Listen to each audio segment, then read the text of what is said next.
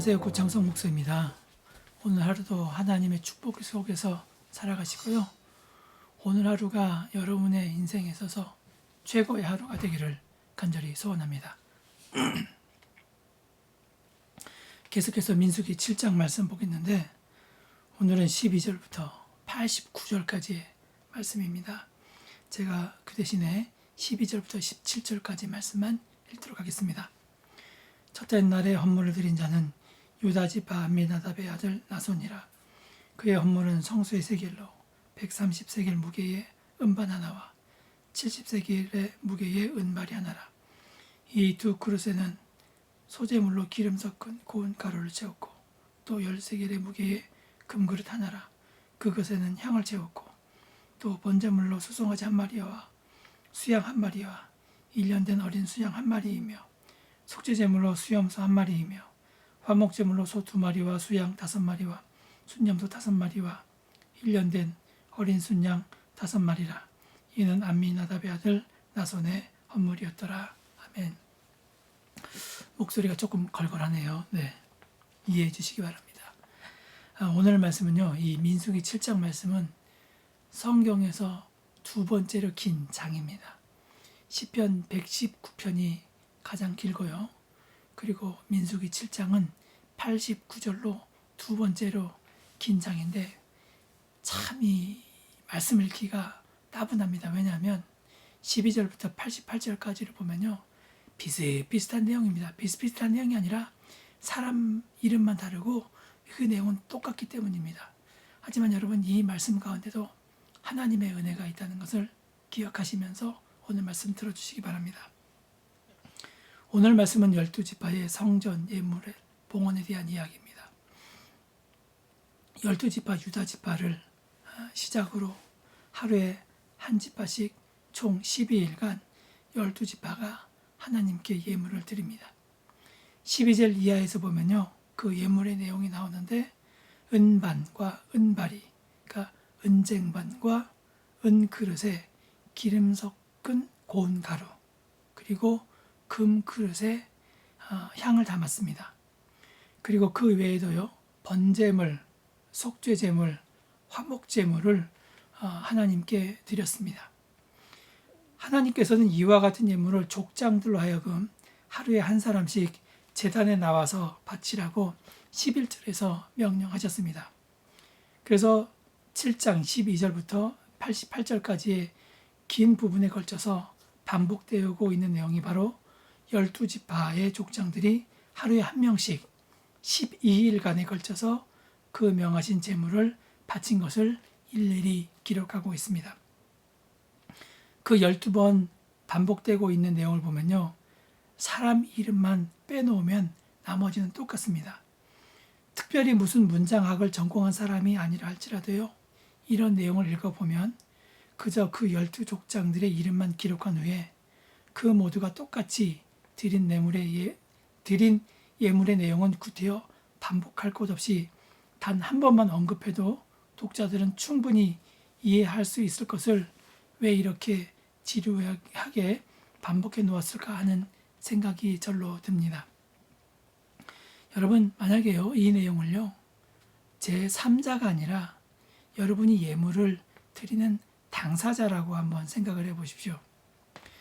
제가 이거 캐나다에서 고등학생 졸업식을 한 두어 번 정도 참석을 해 보았는데요. 학생들 일일이 한 명씩 다 호명해서요, 졸업장을 수여해 줍니다. 그러면은 학생들이 200명, 300명 되는 경우가 있는데요. 그러면 그 시간만 해도 거의 1시간 반에서 2시간이 걸립니다. 그러면은 제3자 입장에서 보면요, 그 시간이 굉장히 지루한 시간이 될 수 있습니다.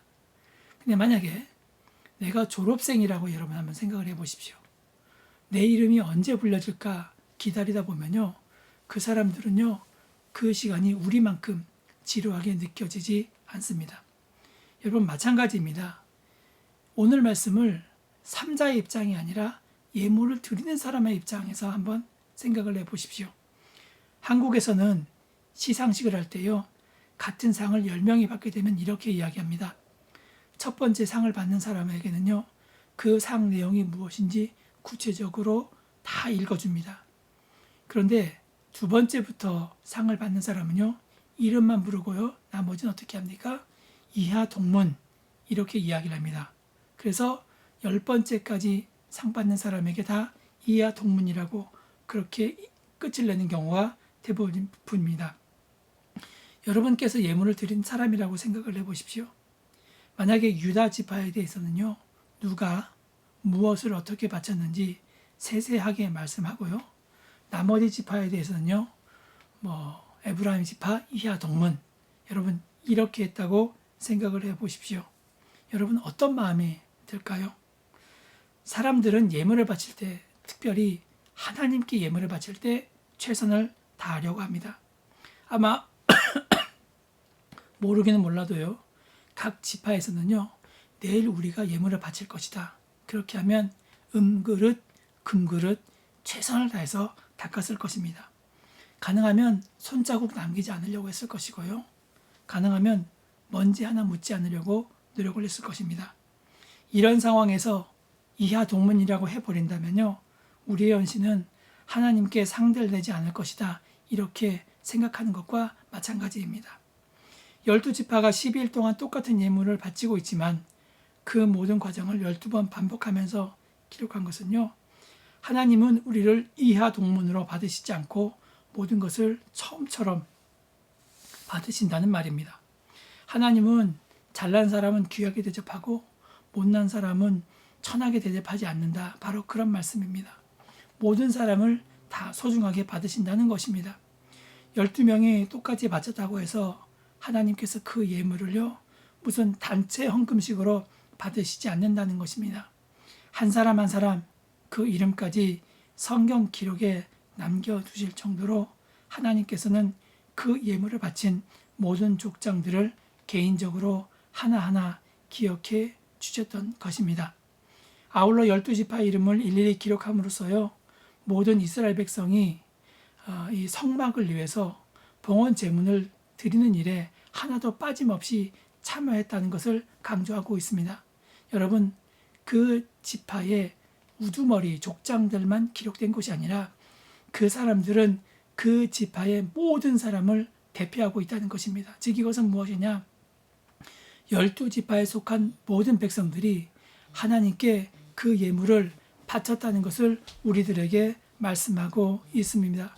여러분, 우리가 하나님께 예물을 드릴 때에는요, 여러분, 우리가 진심으로 하나님께 예물을 드려야 되고, 또 하나님은 우리 모든 사람들이 그 예물을 바친다는 것을 기다리고 있다는 것을 분명히 알아야 합니다. 근데 가끔 제가 교회를 보면 소수의 사람만 봉사할 때가 있습니다. 여러분, 하나님은요, 그런 것을 원하지 않습니다. 하나님은 있는 모양 그대로 나오셔서 봉사하는 것을 여러분 기다리고 있다는 것을 기억하시고요. 하나님은 잘난 사람 몇 명만 받으시는 것이 아니라 모든 사람을 받으신다는 것을 여러분 분명히 믿고, 여러분 오늘 12지파의 그 족장들만 바친 것이 아니라 그 모든 사람들이 자신의 모든 것을 하나님께 드렸다는 그 마음을 가지시고, 우리가 신앙생활을 하든 어떤 생활을 하든 내가 하나님께 예물을 드린다는 마음으로 살아가실 때에 하나님은 그 모든 것을 기뻐 받으신다는 것을 믿는 여러분 한 사람 한 사람이 되시기를 바라고, 그런 사람이 있을 때에 우리 교회가 아름다운 교회가 되고 또 우리 사회가 아름다운 사회가 된다는 것을 믿는 여러분이 되시기를 간절히 바랍니다. 기도하겠습니다. 하나님, 우리의 헌신으로 말미암아 우리 교회가, 우리 사회가 더욱더 풍성한 은혜가 누려지게 하여 주시옵소서. 예수님의 이름으로 기도합니다. 아멘. 네, 여러분 오늘 기도하실 때는요, 나라와 민족을 위해서 기도하시고 코로나 사태가 어서 속히 종식될 수 있도록, 그리고 각자 기도 제목을 놓고 다 같이 통성으로 기도하겠습니다. 기도하시겠습니다.